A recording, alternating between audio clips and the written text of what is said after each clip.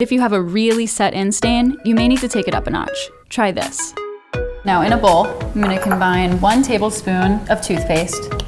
You wanna use white toothpaste, don't use the gel kind, and you definitely don't wanna use charcoal toothpaste for this.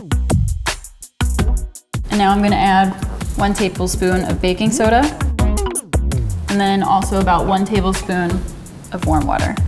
Now I'm gonna stir this together. You want it to be a paste, so if you add a little bit too much water, don't worry, we can just go ahead and add a little bit more baking soda to even it out. Now that's perfect. Now I have my toothbrush. Look at that, it's working all the dirt. Nice little circular motion. And then after you've gone in with the toothbrush, just take a clean, dry cloth and you want to wipe it off and make sure there is no residue left on it. Look, it looks so much better. Guys, look how good this looks.